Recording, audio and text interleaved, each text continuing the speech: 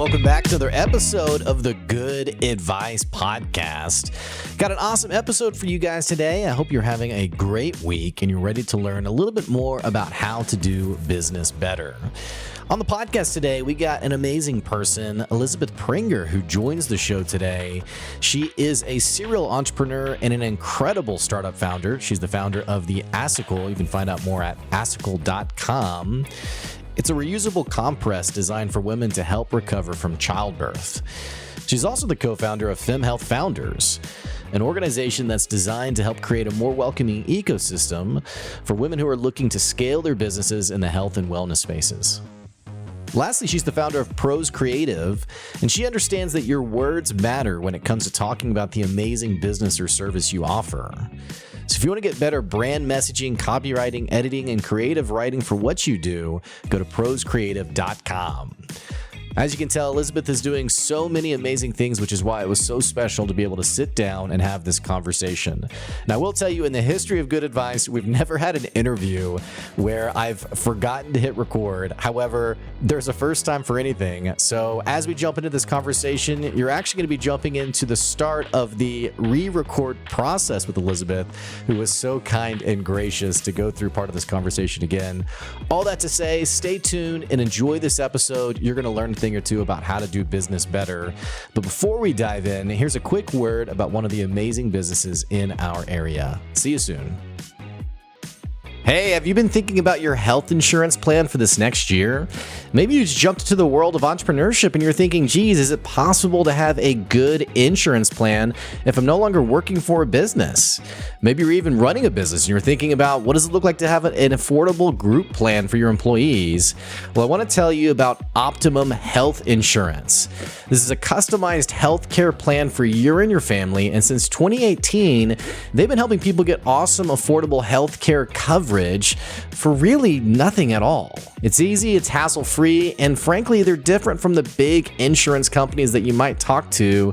And crazy enough, you might even be paying less than what you've paid at a previous job when you were on some company health insurance plan. If you want to find out more and save money on your health insurance, you absolutely need to go check out OptimumHealthInsurancePlan.com.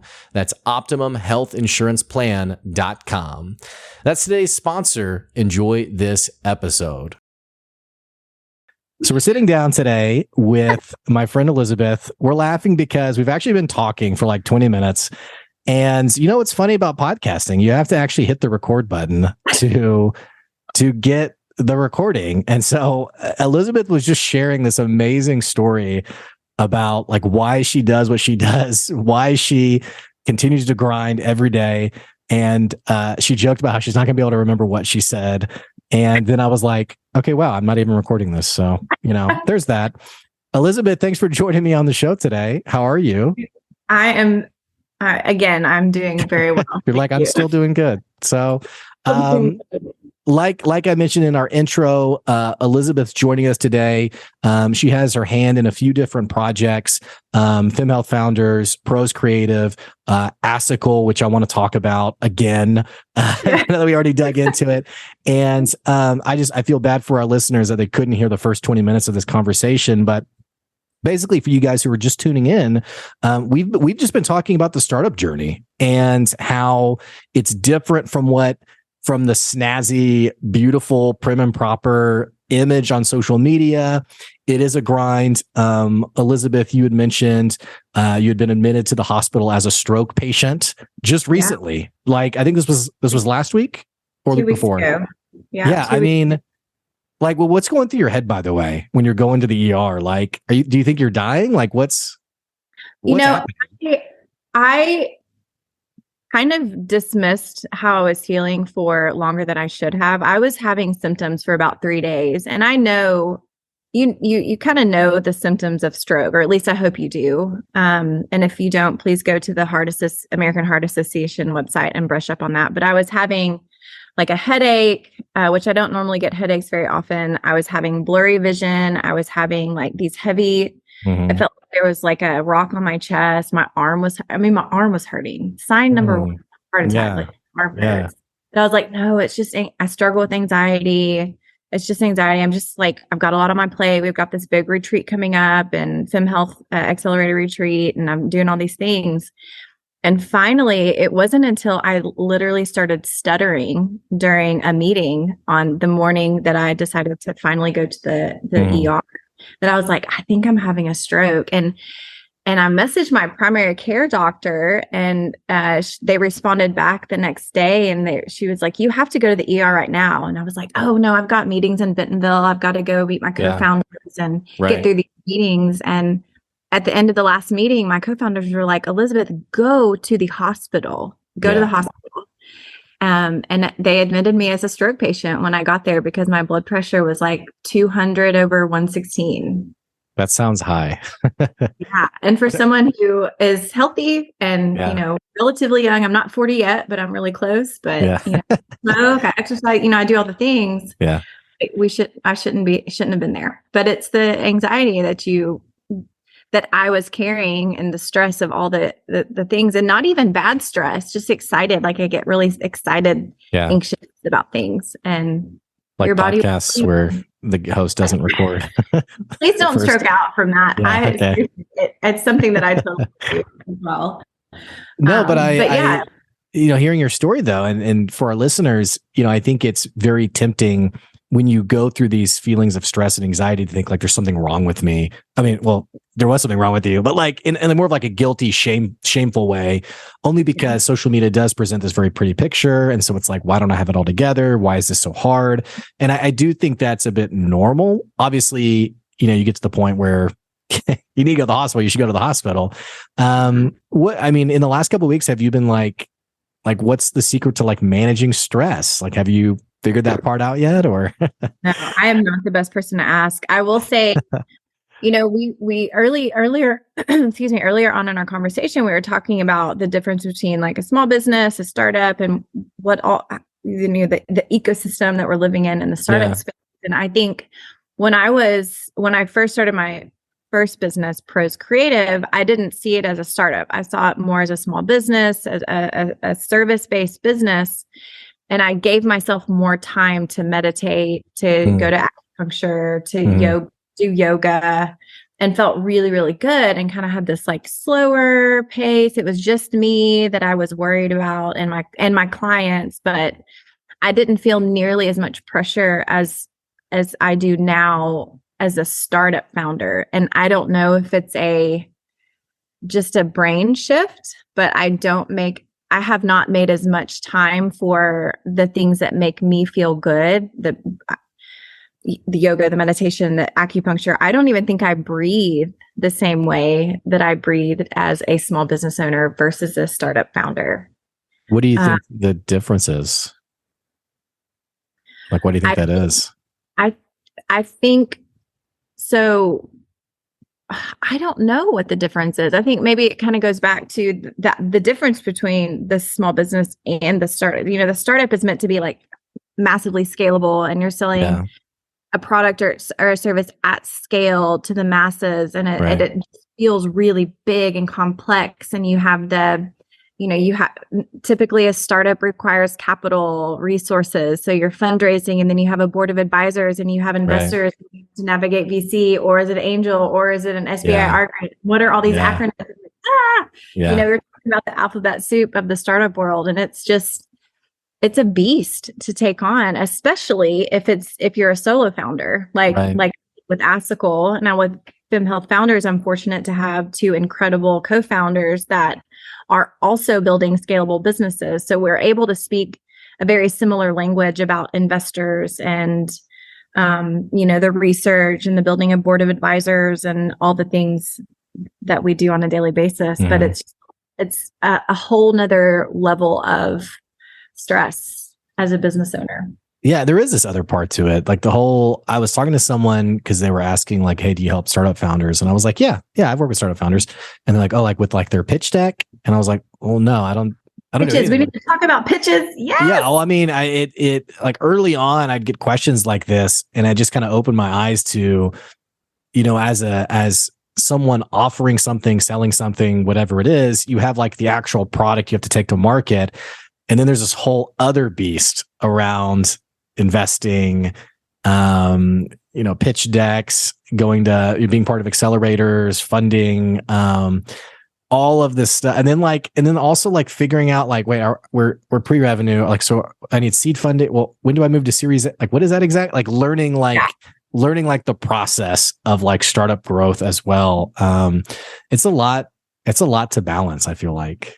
It's a lot. And I found myself early on in my journey, kind of the infancy stage of Assicle. I was seeking advice from anyone and everyone that would give me time. Mm-hmm. And it took me a long time to realize that not everyone has usable advice. And I was trying to use every piece of advice because I felt like they gave their time and their money, so I need to use it. I need to be a good steward of that.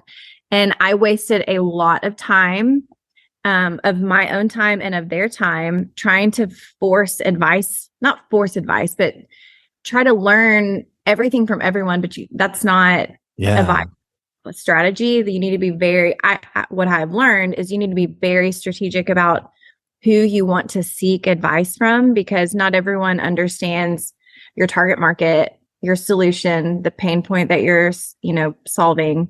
And that was a really hard lesson to learn. So that's one piece of advice that I would like to share with everyone is I think be careful who you're asking advice from. I think that's a great piece of advice. I'm going to accept that advice that you've given to me because I think it's so wise in that.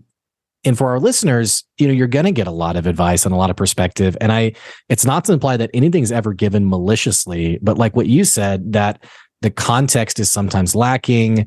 I had someone one time who was like, you need to write a book. You need to write a book. And is that a good idea? Probably. Would someone buy it?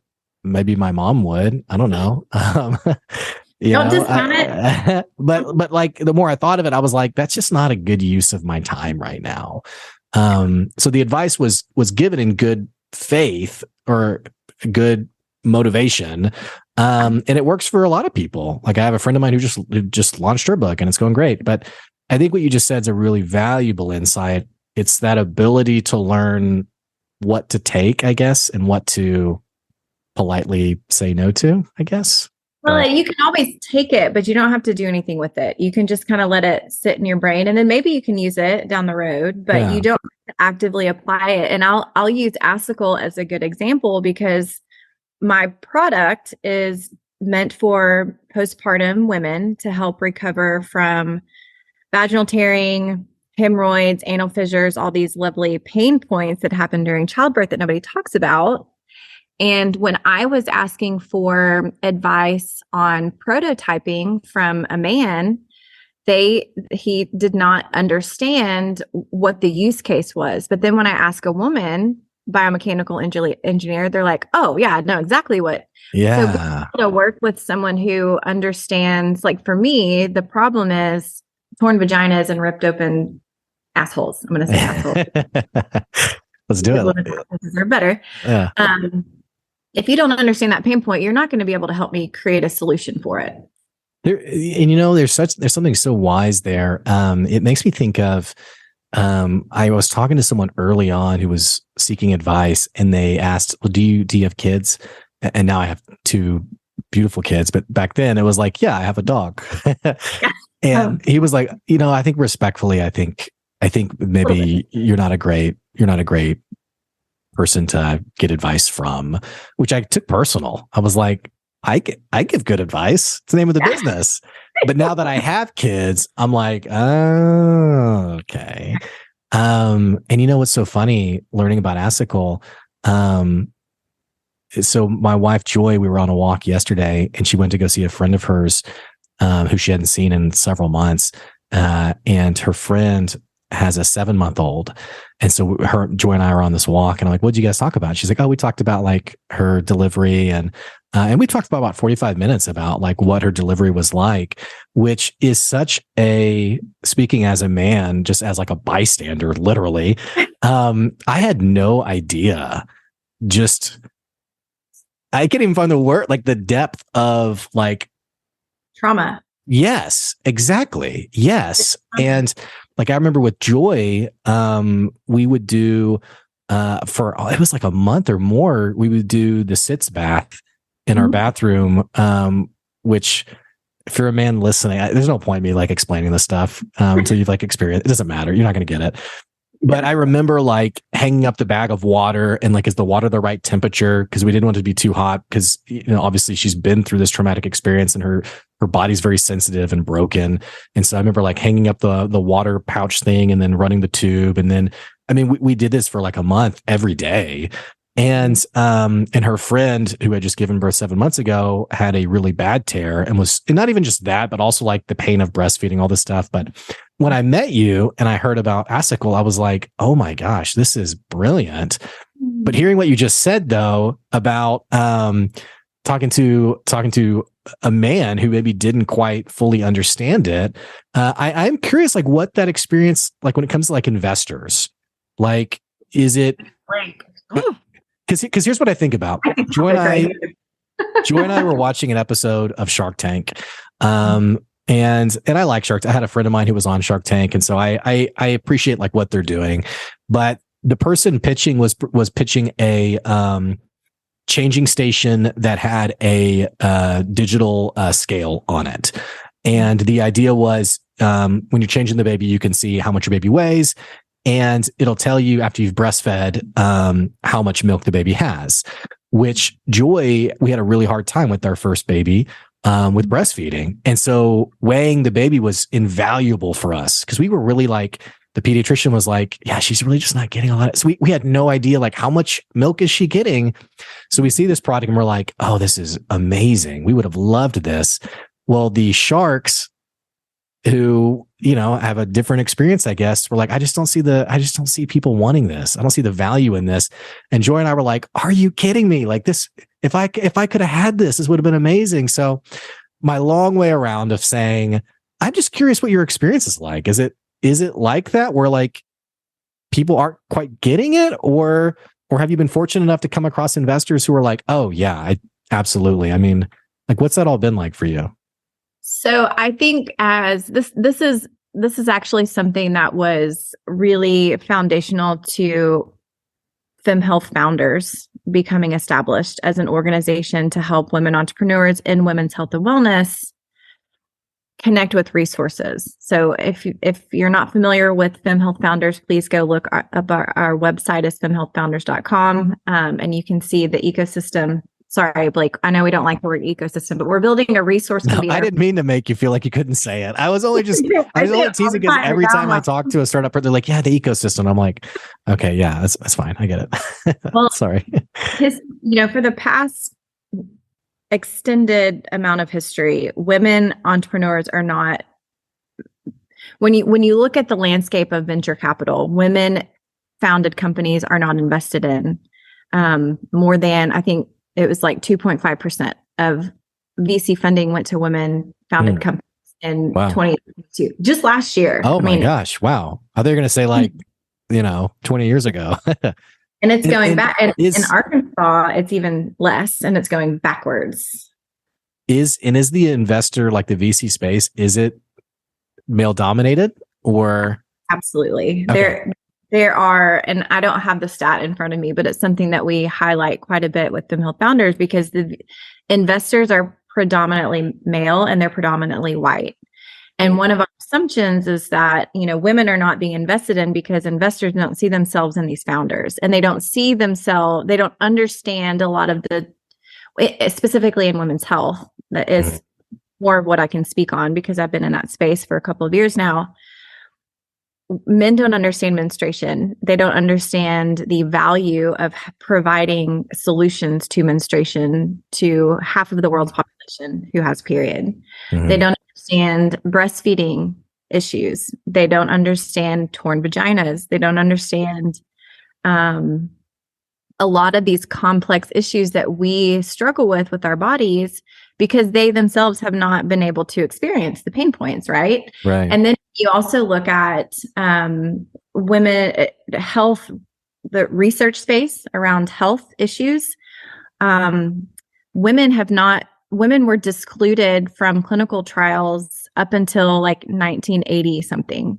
So women's bodies were not included in medical trials for ever until the last 20 years. So the data supports a lot of male metabolism, male data. So there's just not a lot of data around the market size of women's health. Yeah. Well, and it's interesting. Yeah. I mean, and again, this is going to sound so chauvinistic. I feel like I understood what a period was. I feel like I was like, yeah, childbirth's hard. Okay. Yeah. And not that I'd ever say that to my wife or anybody, but I feel like I conceptually understood childbirth. And then just the moments after my daughter was born, and I was in the room also. So my wife pushed for 4 hours and was just exhausted and ragged. And I always have to say she did it without any kind of, I just feel like it's such like a moment of pride, but without any kind of medication. It's all natural. And it was kind of it was so eye-opening in the sense of like, I conceptually understood, but I didn't actually understand.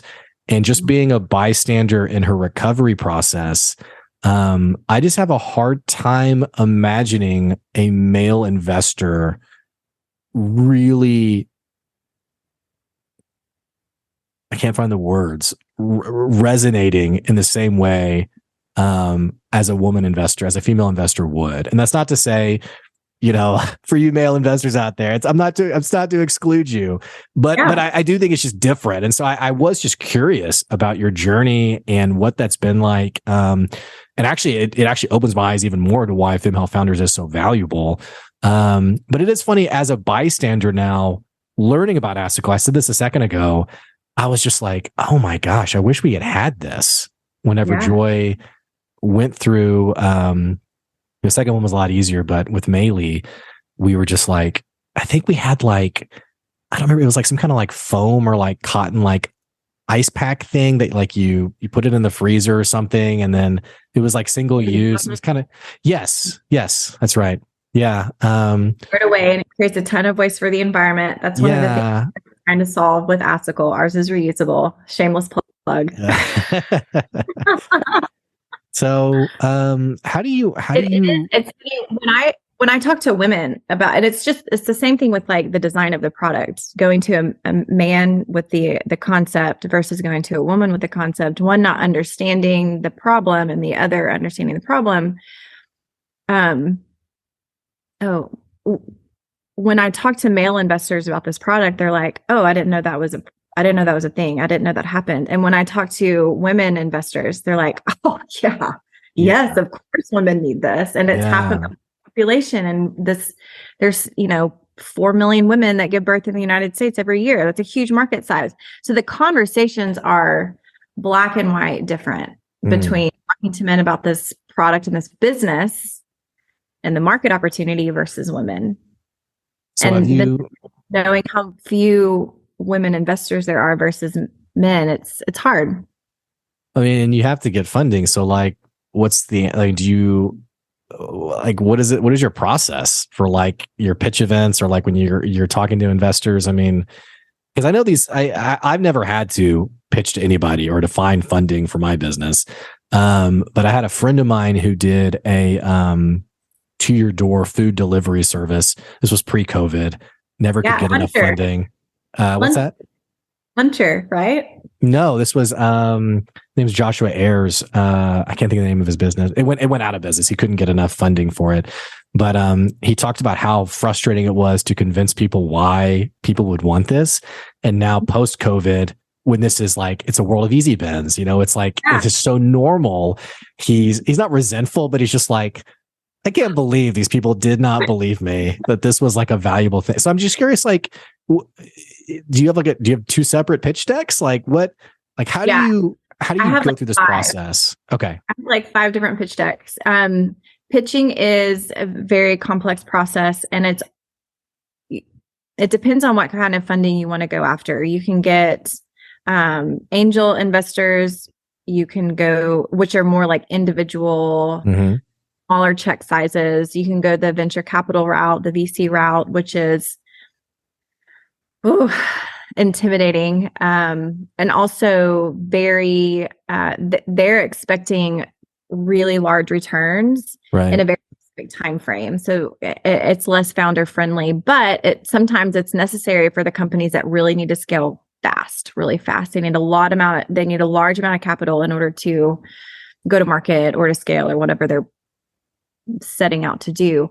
Or you can take out a traditional loan, or you can apply to 10 pitch competitions and try to win non-dilutive funding, which non-dilutive means the funding that you're receiving, they're not taking any equity out of your company. It's simply like a business grant. So there are lots of options, and it's you have to navigate it. You have to kind of make some decisions around how much of your company you're willing to give up. You have to make a decision around what kinds of investors you want to be working with, because an investor is almost like a marriage. Like, you're going to be with that person or that firm for 5-10 years. There's no one answer. You just have to kind of write down what you want and then try to go after it, and surround yourself with advisors and mentors that can steer you in the right direction. Kind of going back to one of our previous talking points of like, don't ask for advice from everyone. Yeah. Be very strategic about the advice that you're seeking and who you're seeking it from. So all of this on top of running a business is stroke worthy. I don't know. That's a bad plan and words. All the sports, if this is I don't know how many of your listeners have young kids, like elementary age kids, but the youth sports right now are insane. Yeah, I'm pretty much like, we're never going to do this, and I don't care. Like what people say. Like our kids are too young still. I have a 3-year-old and a 1-year-old, but we have close friends who their kids are, I think, 7 and 9.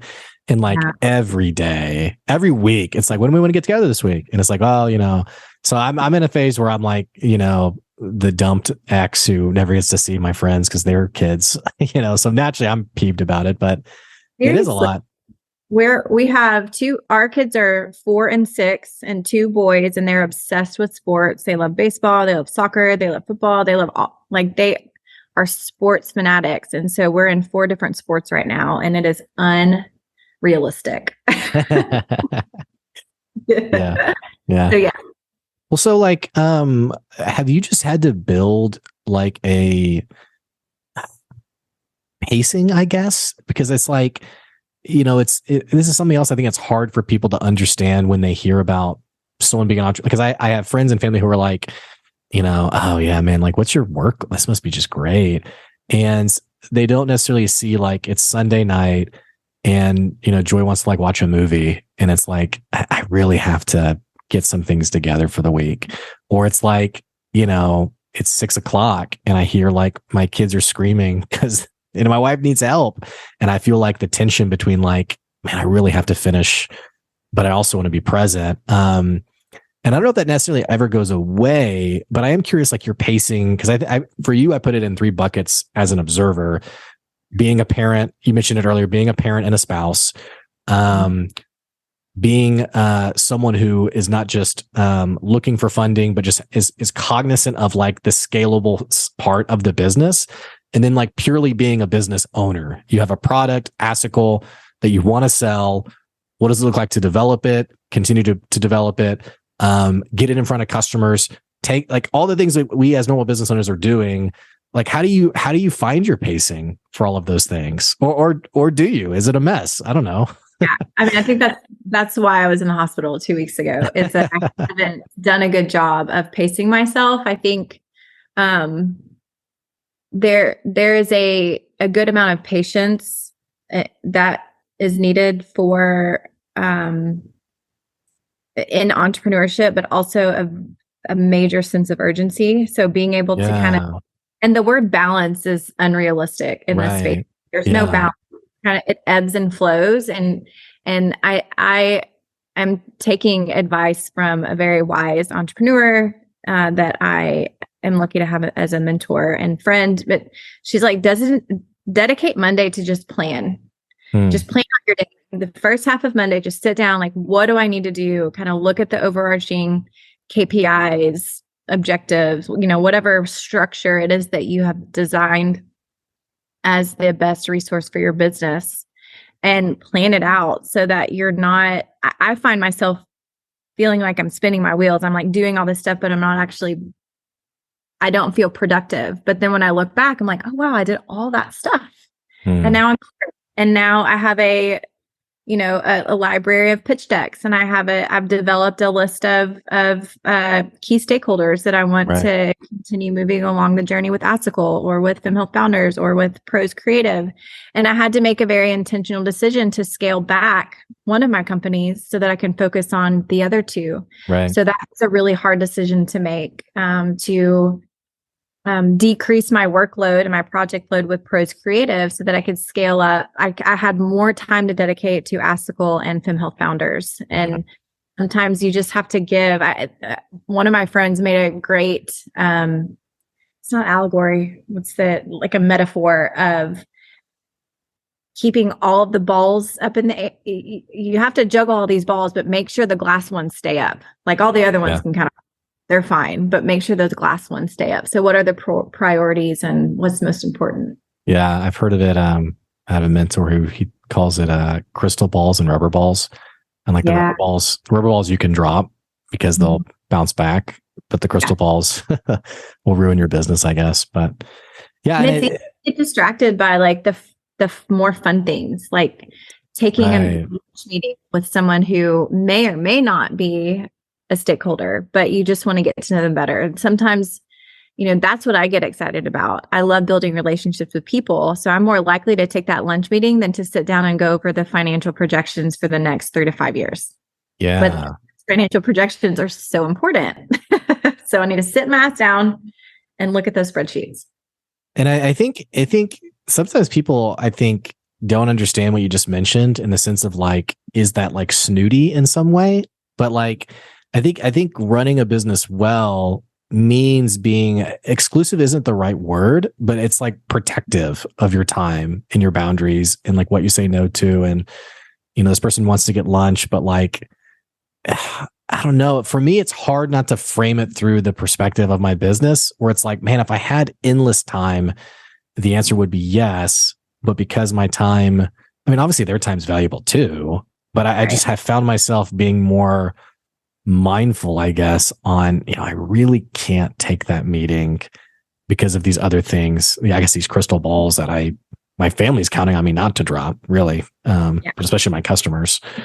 Exactly. And I find I get FOMO myself. Like I hate missing out on the happy hours and the more social, and I get a lot of value out of social gatherings because I think I do a really good job of creating relationships that could organically turn into professional relationships, whether it's copywriting support with Pros or whether it's a potential donor for Fem Health Founders or whether it's a customer for Assicle. Like I think I do a good job of that. However, now that I'm setting some boundaries for my family as well, I can't go to all the happy hours, and I'm okay with that now. It took me a while to be like, oh gosh, I can't go to Maxine's tonight and meet up with this group of women and da-da-da. But you still found time to come on a podcast, technically twice, since we had to record. Because we had to record it twice. So, and here's what's interesting. I think people listening, and I hope you guys haven't walked away with like, entrepreneurship's miserable. Because obviously, but I think this is, here's what's really funny. I've talked about this a lot on the podcast because I've had so many people who've come on, people I have deep respect for, who are out there building their businesses. And many people come on the podcast who are, like I mentioned earlier, 7-8 figure businesses. And I've never had anyone come on and tell a story unlike yours in the sense of, oh yeah, it was so easy. It just happened. Like literally every person who's come on has told a story like yours of just the grind and the mess, I guess, of entrepreneurship. So I think our long-term listeners resonate with that. But I'm curious for you specifically, it is not quite as sexy as social media presents entrepreneurship to be, why do you do this to yourself?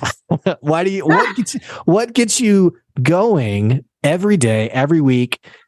The zest of it, I'm getting after this. I'm making this happen. Like, why do you keep doing Asical and like moving forward with this and continuing to push on through this?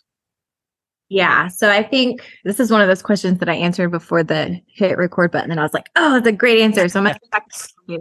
But I think there are three things that I think keep me highly motivated and to continue doing this work and potentially ending up in the ER, but I don't expect to do that again anytime soon. Please don't go to the ER. Yeah. So I think the first one is me kind of looking back and remembering what it was like to be a new mom myself, experiencing the physical pain and the emotional and mental pain of childbirth. And I have an incredibly supportive spouse. I have family in the area. I have a strong community of friends and neighbors that were caring for me, but I still remember feeling so isolated and alone because society tells us as moms that we should be able to do it all. You have a baby, start working out after 6 weeks, you get back in the saddle, you go back to work, and it's, that's just how you do it. And that's not the case for so many women. And so I think being able to provide, if Asical can be one kind of funny, shining, pain relieving point in their healing journey, it's totally worth it to me. So helping moms is just truly a passion. The second one is throughout my professional career, politics and community engagement has been a big role in how I work.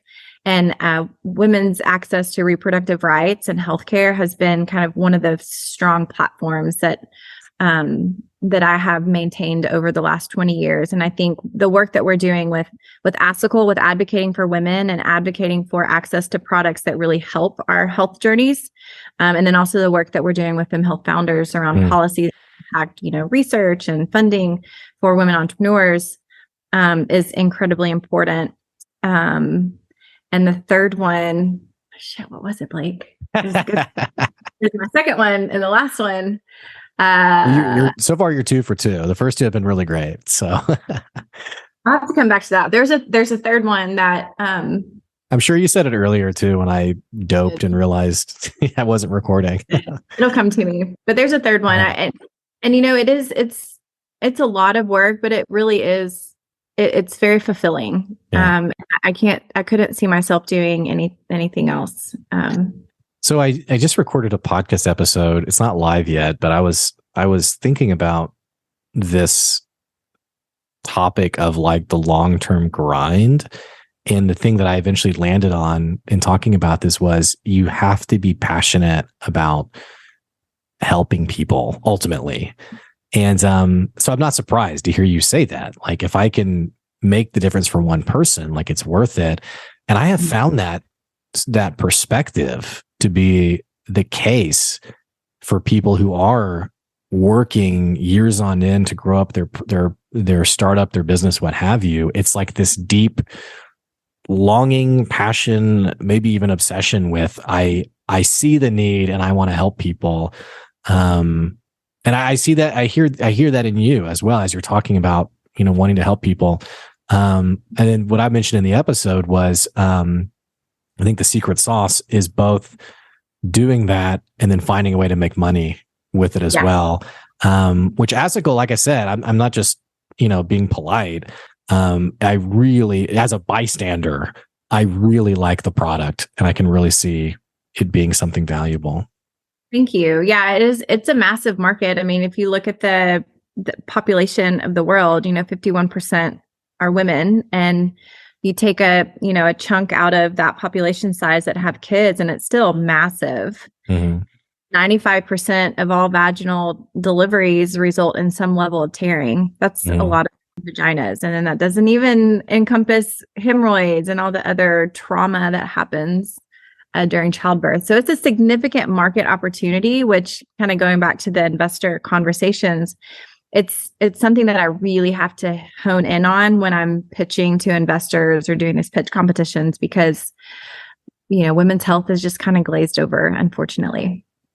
Which is so surprising to me, but in a cynical way, it also kind of makes sense. And not like in the sense like it's right. I just mean like I I see why. Which now I'm at the point of the conversation where I can't remember what we've said under recording and what we haven't. So I'm like, are we repeating this or yeah, it's and then if you take into consideration the state of healthcare, like nobody really trusts the healthcare system in the United States anymore. So we're seeing an emergence of direct to consumer brands, kind of unconventional approaches to healthcare delivery. So it's it's a really exciting time to be involved in health innovation, women's health innovation. And as someone who likes to kind of disrupt shit every once in a while, like it's kind of fun to be a part of the conversations around like, okay, women are not being cared for in the manner in which they should. And such a critical part of their women's health journey as delivering a baby. What can we do to change that? And we're probably not going to work with hospitals initially because hospitals aren't adapting the technologies and the innovations that we're wanting to see in the near term because it's steering a massive cruise liner versus a little speedboat that we're in entrepreneurship. I guess it depends on the hospital, right? Because like my sister-in-law is a travel nurse and she's talked about, I don't know if progressive is the right word, but like hospitals that are very pretty much like whatever you want, like we will make it happen. And then there's other hospitals where she's like, man, if you're not doing it exactly the way they want you to, this is very difficult. So I guess, yeah, it's going to depend on who you're working with. But I really like what you mentioned about that direct to consumer. And also what I think of is, and I'm sure you obviously know this is your product, but some of these things I wouldn't even know I would need until after I left the hospital. Like Joy and I had no idea what the recovery process would be like until she was, at home, still bleeding. I can't think what that pad's called that you sleep on. That for people that don't have kids, it's going to sound really gross, but it just is what it is. But this pad she was sleeping on that she was basically bleeding into at night. You bleed a lot after childbirth, regardless of vaginal or C-section. Not a lot of people know that going into childbirth. And another thing, since this is an advice podcast, I would love to share some advice to anyone who's expecting to have a baby anytime soon. Double up on the Colace and or whatever stool softener brand you prefer, because that going poop following delivery was one of the more traumatic experiences for myself and many other women that I talked to. So don't worry about pooping on the floor during delivery. Doctors don't care. And you're going to want to get that out of you after you deliver the baby. Joy was honestly scared about, actually now she's probably going to be like, did you really talk about how I was feeling about pooping after? It was terrifying. Yes, I agree. No. Well, hey, this has been a great conversation that happened twice. But no, seriously, thank you for coming on the show today. And I want to know for people who are listening, so this episode, so we're recording right now, for our listeners right now, it's May. This episode is going to be published, probably like early fall, around that time. People listening, is there a way for them to, like, I don't know what like the product plan is, but like, are they able to get the Assicle product? Or if not, how can they support or follow for info on all your projects? What's the next step for our listeners? Thank you for asking. Yeah, we have a wait list up right now for anyone who wants to receive updates on the product launch. We're at the end of prototyping, kind of continuing the R&D stage with the product, with the device, and then we'll be doing a fundraise here soon to get capital to go into manufacturing, which is a very long, arduous process that I don't recommend to anyone, but I'm happy to do it. So assicle.com is our website, and I'd love for people to sign up for the wait list and receive product launch updates. And then we have been talking a bit about Fem Health Founders, which is a women's health innovation hub here it's based here in Northwest Arkansas, but we're focused on Heartland women entrepreneurs who are developing solutions in women's health and wellness. So if you have an idea for a women's health and wellness solution, we'd love to hear from you. Or if you are a supporter of women's health innovation, we'd love to connect with you as well. And that website is femhealthfounders.com. Great. So we'll have a copywriter, proscreative.com. Reach out to me, find me on LinkedIn. We can talk about all kinds of fun stuff. So I'll have all these links in the episode description. So proscreator.com, femalefounders.com, and then theassicle.com. It's just how it sounds. ASSICLE, theassicle.com, where you can get on the wait list. Even if you don't necessarily need it yourself, you get on the wait list to buy it for a friend or someone you know who's expecting. Probably be, I would guess, maybe their favorite gift. I think so. Yeah. So anyway, Elizabeth, thank you so much for coming on the podcast today and for being patient with my recording shenanigans. And we hope to have you on again soon. Thank you, Blake. So good to see you. Tell Joy I said hi. I will. And hey, for our listeners, if you enjoyed today's episode, what the heck are you waiting on? Click these subscribe or follow buttons so you can keep getting good advice wherever you are. Don't forget, if you want to support the podcast, we have a Patreon. It's at patreon.com/goodadvice. Or if you're a business owner and you want your business talked about at the start of our episodes, you can also email me, blake@goodadvicecoaching.com, for all your advertising needs. Thanks so much for listening today. That's today's good advice. We'll catch you later. See ya.